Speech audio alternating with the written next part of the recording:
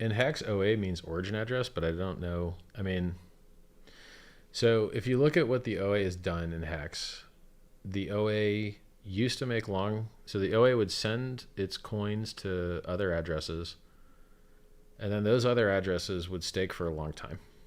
And what that was causing to happen was the interest rates were getting low and the market cap was going down, because when HEX stakes are performed, the coins are burnt and then they can't get counted for circulating supply, so they don't get counted for market cap.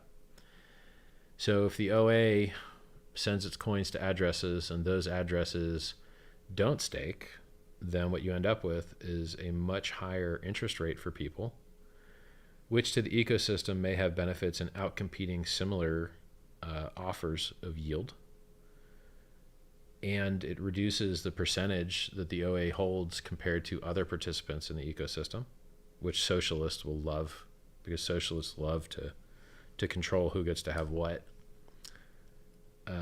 And what else?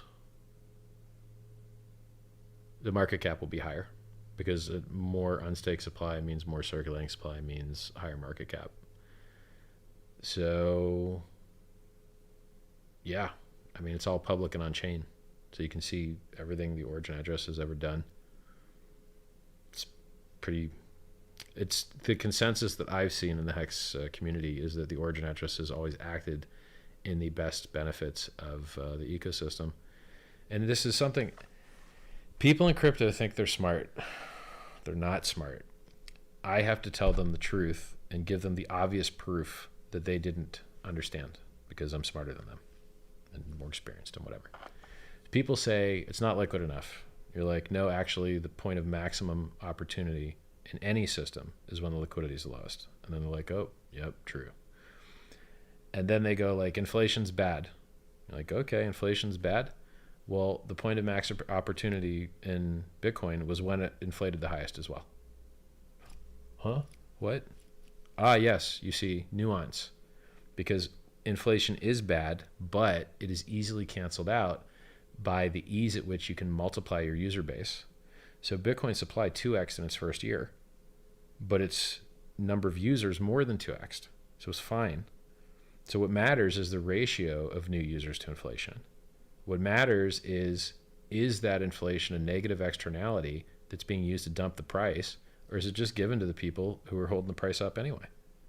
So not all inflation is qualitatively similar. And like, there's these things people think like, oh, more volume is better. No, more volume just means the exchange is getting rich and the market maker is getting rich. It means the holders are getting fucked.